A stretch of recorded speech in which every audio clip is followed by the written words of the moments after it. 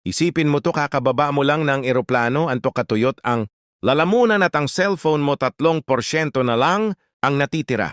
Habang naglalakad ka papunta. Sa immigration hall ramdam mo agad ang bigat ng hangin, malamig pero nakakakaba lahat ng tao, nakapila tahimik at SA unahan. Nandoon siya yung immigration officer na walang ka-emotion. Nakatingin siya diretso sa'yo habang dahan-dahan. Niyang itinaas ang kamay sabay turo sa'yo, next at doon mo mararamdaman yung biglang sirit ng kaba. Bakit kasi alam nating lahat, isang maling sagot, isang maling galaw, pwede kang ma-pull aside, mapunta SA backroom at ma-interview ng mas matagal kaysa SA flight mo. Pero eto, ang hindi alam ng karamihan immigration questions are not random. Hindi nila ginagawa yan para takutin ka. May sistema, may pattern, may dahilan. Kung bakit bawat tanong ay parang sinusundot ang utak mo at sa video na to. Malalaman mo ang 10 pinaka-common na immigration questions na ginagamit ng lahat ng bansa, US, Canada, Australia, UK, at kung paano sasagutin ng confident para hindi ka magmukhang red flag or suspicious traveler.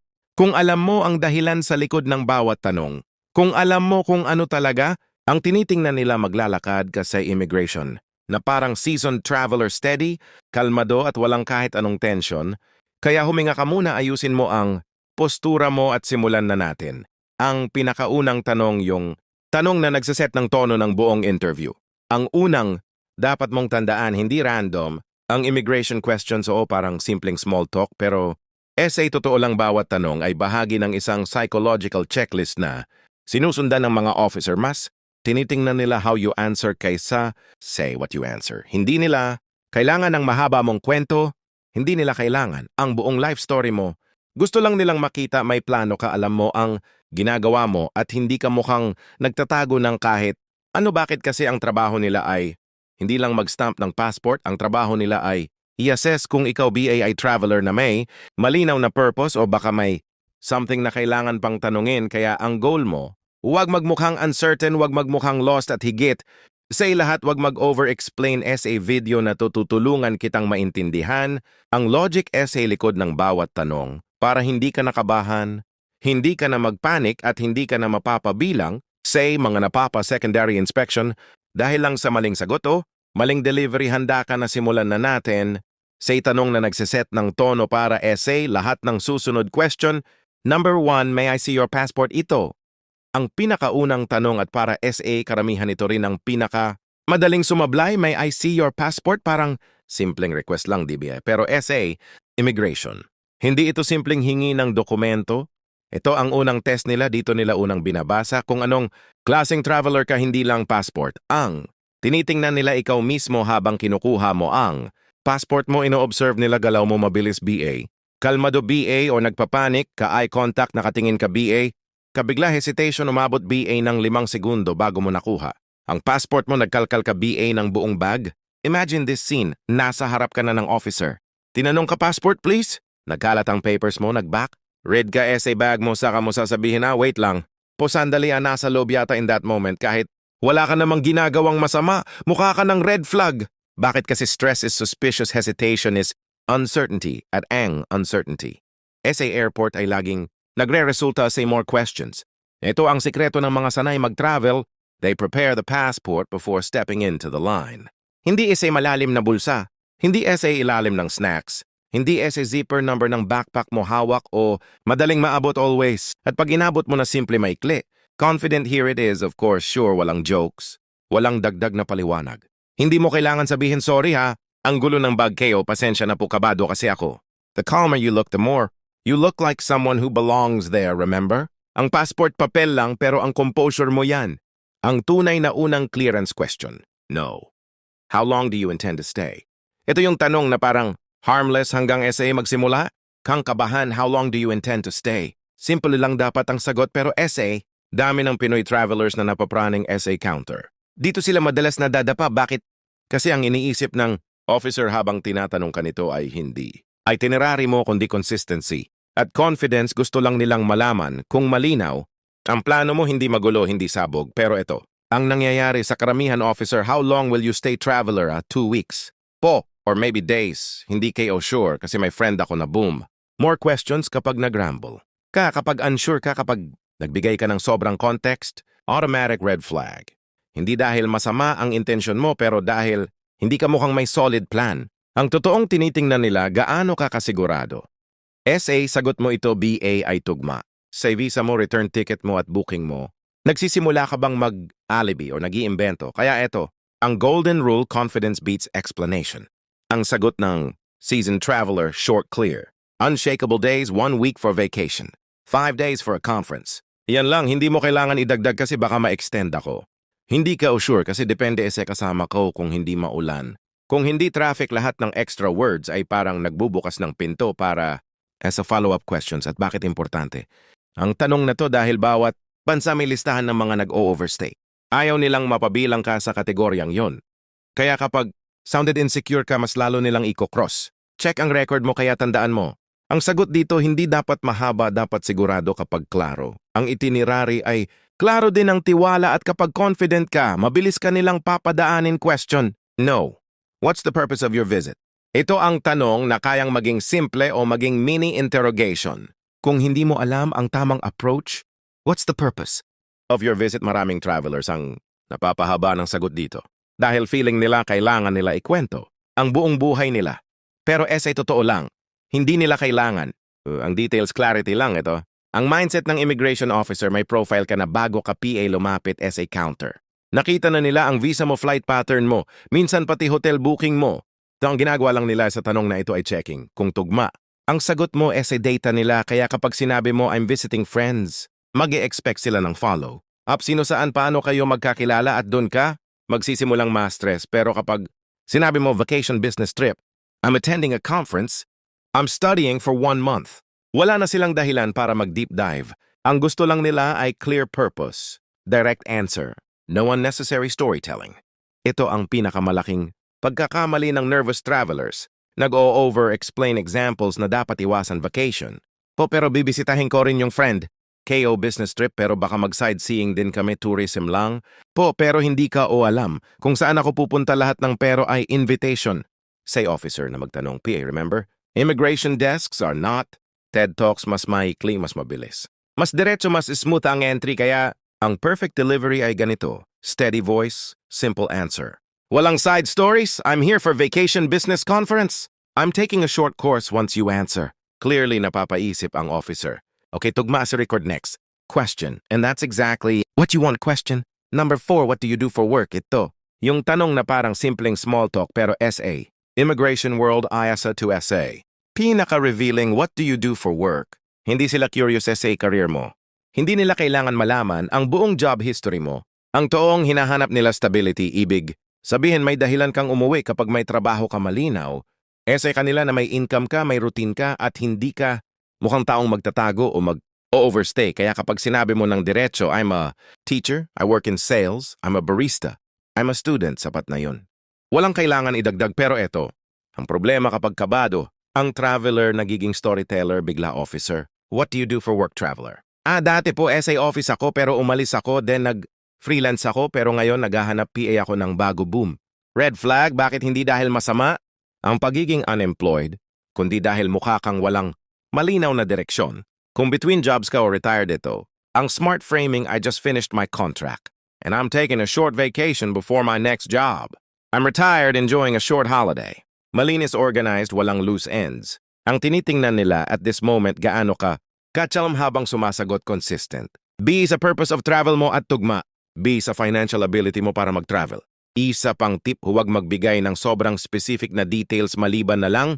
Kung tinanong, hindi mo kailangan sabihin kung sino boss mo, kung saan exact address ng trabaho mo, or kung ilang taon ka na SA company. Ang kailangan lang ay clear tone, clear confidence kasi sa isip ng officer kung malinaw, ang trabaho mo malamang dahil feeling nila kailangan nila ikwento ang buong buhay nila. Pero sa totoo lang, hindi nila kailangan. Ang details clarity lang ito. Ang mindset ng immigration officer, may profile ka na bago ka PA lumapit SA counter. Nakita na nila ang visa mo, flight pattern mo, minsan pati hotel booking mo. Ito ang ginagawa lang nila sa tanong na ito ay checking kung tugma. Ang sagot mo sa data nila kaya kapag sinabi mo I'm visiting friends, mag-e-expect sila ng follow. Up sino saan paano kayo magkakilala at doon ka, magsisimulang ma-stress. Pero kapag sinabi mo vacation business trip, I'm attending a conference, I'm studying for 1 month. Wala na silang dahilan para mag-deep dive. Ang gusto lang nila ay clear purpose, direct answer, no unnecessary storytelling. Ito ang pinakamalaking pagkakamali ng nervous travelers. Nag-o-over-explain examples na dapat iwasan vacation. Po pero bibisitahin ko rin yung friend. KO business trip pero baka mag-sightseeing din kami tourism lang. Po pero hindi ka o alam kung saan ako pupunta lahat ng pero ay invitation. Say officer na magtanong, PA remember? Immigration desks are not. TED Talks mas maikli, mas mabilis. Mas diretso, mas smooth ang entry kaya ang perfect delivery ay ganito. Steady voice, simple answer. Walang side stories. I'm here for vacation business conference. I'm taking a short course once you answer. Clearly napapaisip ang officer. Okay, tugma sa record next. Question. And that's exactly what you want question. Number 4, what do you do for work? Ito. Yung tanong na parang simpleng small talk pero SA. Immigration World IASA to SA. Pinaka-revealing what do you do for work. Hindi sila curious SA career mo. Hindi nila kailangan malaman ang buong job history mo. Ang toong hinahanap nila stability, ibig. Sabihin may dahilan kang umuwi kapag may trabaho ka malinaw. SA kanila na may income ka, may routine ka at hindi ka mukhang taong magtatago o mag-overstay. Kaya kapag sinabi mo ng diretso, I'm a teacher, I work in sales, I'm a barista, I'm a student, sapat na yun. Walang kailangan idagdag pero eto. Ang problema kapag kabado, ang traveler nagiging storyteller, bigla officer. What do you do for work, traveler? Dati po SA office ako pero umalis ako, then nag-freelance ako pero ngayon naghahanap PA ako ng bago boom. Red flag, bakit hindi dahil masama? Ang pagiging unemployed, kundi dahil mukha kang walang malinaw na direksyon. Kung between jobs ka o retired ito, ang smart framing, I just finished my contract and I'm taking a short vacation before my next job. I'm retired enjoying a short holiday. Malinis organized, walang loose ends. Ang tinitingnan nila at this moment gaano ka katsalam habang sumasagot consistent. B sa purpose of travel mo at tugma. B sa financial ability mo para mag-travel. Isa pang tip, huwag magbigay ng sobrang specific na details maliban na lang. Kung tinanong, hindi mo kailangan sabihin kung sino boss mo, kung saan exact address ng trabaho mo, or kung ilang taon ka na SA company. Ang kailangan lang ay clear tone, clear confidence kasi sa isip ng officer kung malinaw, ang trabaho mo malamang, malinaw din ang reason mo para bumalik. And that's exactly what they want to see question. No, are you traveling alone? Ito. Yung tanong na parang simpleng chichat pero SA. Immigration sobrang strategic nito. Are you traveling alone? Mukha siyang harmless. Pero SA likod nito may malalim na reason. Hindi nila tinatanong para lang malaman kung may kasama ka, alam na nila. Ang sagot bago ka PA magsalita, oo, nasa system na sino. Ang kasabay mong nag-check-in sino, ang katabi mo sa booking sino, ang may parehong itinerary kahit minsan kung sino ang tumawag o nag-book kasama mo kaya itong tanong. Na to ay hindi information gathering, it's a consistency test kapag sinabi mong yes, I'm alone at tugma ito say. System move on sila mabilis pero kapag nagsimula kang mag-grumble, kapag nagbigay ka ng sobrang details, kapag nagkwento ka nang hindi naman tinatanong dun sila. Nagdi-deep dive mga maling example, yes?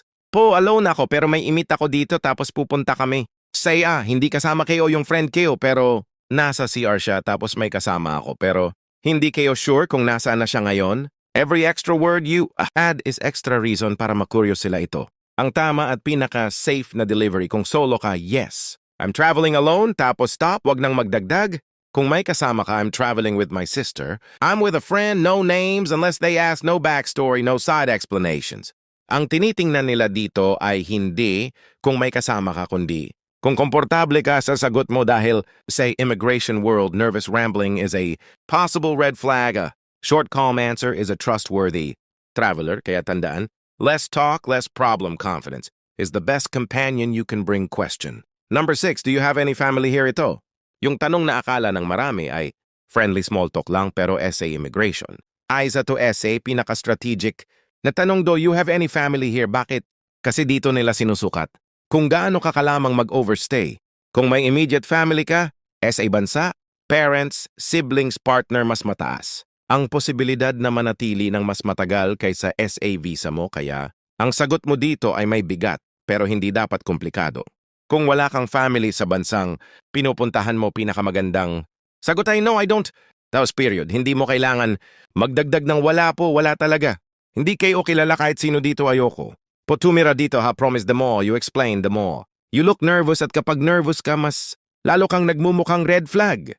Kung meron kang family, dapat ready ka, essay follow-up questions, pero hindi mo kailangan mag-volunteer ng buong family tree mo, safe answers. Yes, my cousin lives here, my sister works in the city short surface. Level walang drama kapag sinabi mo yes.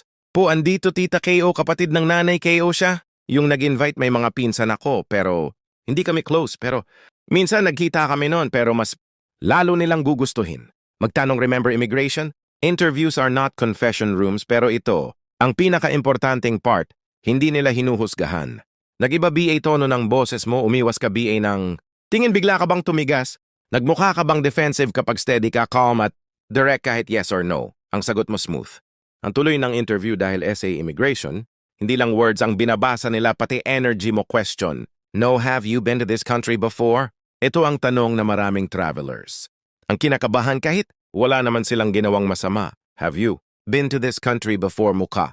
Siyang casual parang pang-warm up na question pero sa likod nito isa to sa pinaka-critical na checks ng immigration kasi bago copy nila tanungin alam na nila ang travel history mo nasa system na kung nakapunta ka narito dati kailan gaano katagal ka nagstay at kung may anumang record ng overstaying zero violations. So bakit nila tinatanong simple lang gusto nilang makita kung tugma ang memory mo sa data nila consistency test ulit?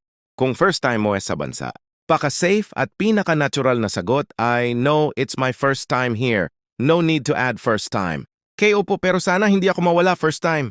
KO po kaya kinakabahan ako. Mas lalo ka lang magmumukhang may tinatago. Kung nakapunta ka na before, sagot dapat ay short and accurate. Time frame, yes, I visited. Last year, yes, I was here 2 years. I go for business, hindi mo kailangan ikwento. Kung sino kasama mo nung trip na yon. Saan ka nagpunta o gaano ka? Nasarapan essay food immigration. Desks are not travel vlog. Interviews kung nag-hesitate ka, bago sumagot.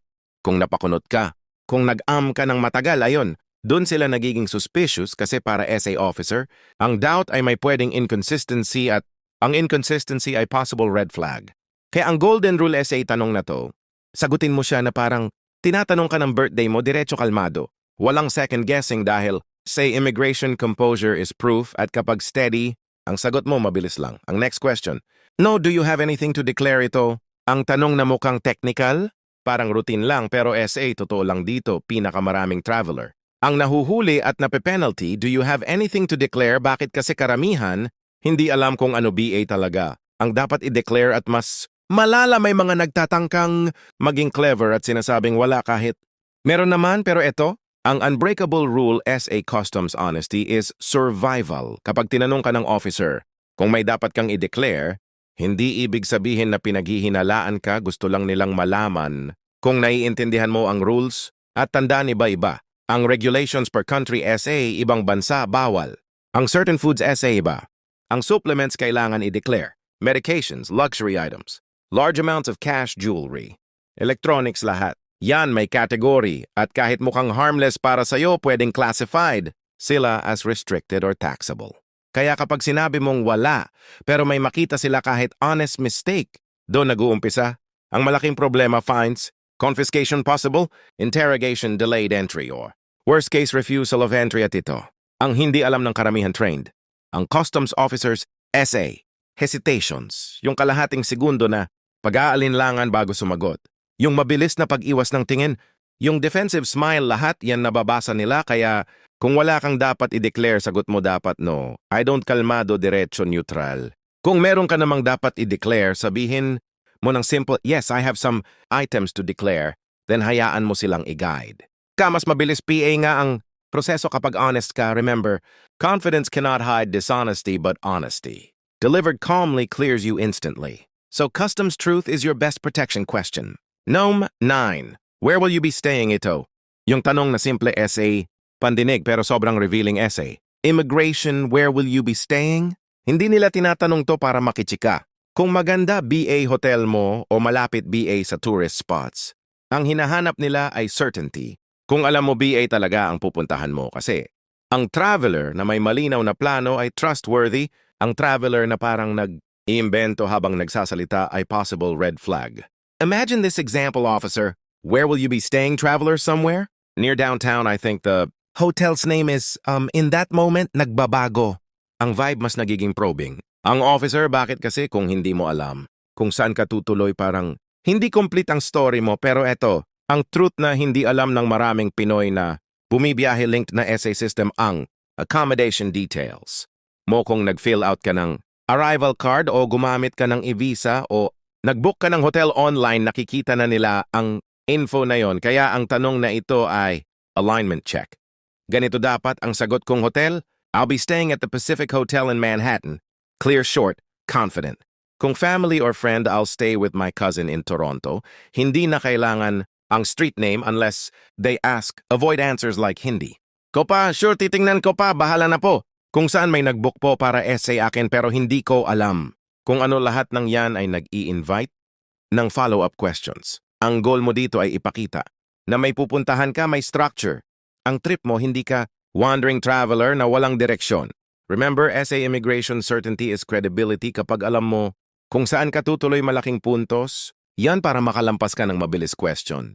No, can I see your return ticket or onward travel? Ito na. Yung final checkpoint, ang moment kung saan magde-decide. Ang officer kung legit traveler ka o kung may dapat silang alamin PA, can I see your return ticket or onward travel? Simple, oo, pero sobrang critical dahil ito ang pinaka-direct na paraan para malaman nila kung balak mo talagang umuwi every country mula hanggang Australia. May system para i-flag ang mga tao na nag-o-overstay at ang unang senyales na tinitingnan nila kung may malinaw kang exit plan. Kaya kapag tinanong ka ng officer at bigla kang nagkalkal ng bag, binubuksan mo lahat ng zipper, hinahanap mo ang phone mo na lowbat PA. In that moment, mukha kang unsure sa sarili mong screenshot printed easy access, wala nang hanap-hanap. At kapag inabot mo na dapat ganito, yes, here it is, I'm flying. Out on the 22nd, steady, confident, straight to the point. Kung onward travel ka, example, multi-country trip. I have an onward flight to Singapore. I'm continuing to Paris after this. Hindi sila naghahanap ng perfect itinerary. Ang gusto lang nila makita ay may exit plan ka. Hindi ka magtatagal ng lampas SA. Dapat you're organized and in control. At ito ang twist na hindi alam ng karamihan. Kahit flexible or refundable ang ticket mo, okay lang. Hindi nila pinapakialam kung papalitan mo yan later. Ang hinahanap lang nila ngayon ay evidence na hindi ka mawawala sa bansa nila. One more thing, kapag 15 segundo bago mo mahanap ang ticket mo, enough na yon para mabawasan ang tiwala nila. Kaya tandaan, return ticket is proof of intention, confidence is clearance. Ihanda mo, iabot mo at dumiretso. Sa final gate ngayong nadaanan na natin ang 10 pinaka-importanting immigration questions. Ito ang dapat mong tandaan. Immigration isn't really about the words you say, it's about the energy you bring. Essay, bawat hakbang mo papunta sa counter, binabasa ka na nila. Hindi nila kailangan ng mahabang sagot. Hindi nila kailangan ng dramatic na explanation. Ang tinitingnan nila ay kung kalmado ka BA o kinakabahan, kung organized ka BA o lost, kung may plano ka BA o parang gumagawa lang habang nagsasalita. Kaya bago ka PA magsalita, ang tunay na tanong nila ay ito, is this traveler in control? Gusto nila ng traveler na maiksi, magsalita pero malinaw. Gusto nila ng traveler na hindi nagrarambol. Gusto nila ng traveler na may posture, may presence at may confidence na hindi away. Kaya ito ang immigration survival checklist na dapat mong tandaan bago ka pumila. Passport within reach, hindi kailangang hukayin. PA, know your answers, huwag mag-improvise. Huwag mag-alibi. Short, clear, steady replies, less talk. Less red flags, no over-explaining. They don't need the whole story. Calm body language. Dahil minsan katawan mo ang sumasagot para sa'yo at lagi mong isipin, ito confidence is your clearance. Kung steady ka, steady rin ang tingin nila sa'yo. At doon nagsisimula ang smooth entry. Kung nakatulong sa'yo ang guide na to para maging mas handa, wag mo itong sarilinin. Marami pang Pilipinong first-time flyers o kabadong travelers na haharap sa parehong tanong na to, at isang share mo lang maaari mong isave ang trip nila. Kaya kung nagustuhan mo to, like this video, subscribe at i-share mo sa isang taong aalis soon, family mo, kaibigan mo, katrabaho mo, baka sila na ang next na makaranas ng Sir Ma'am. Please step aside, isang simpleng video lang pero pwedeng maging lifesaver. At kung gusto mo pang malaman ang mga hindi sinasabi sa travel world, abangan mo ang next video. Doon natin pag-uusapan ang totoong nangyayari kapag you've been randomly selected for secondary screening. Hindi ito katulad ng nakikita mo SA movies. May mga sikreto, may mga sistema at may mga bagay na dapat mong malaman bago ka PA ma-pull aside, so turn on notification.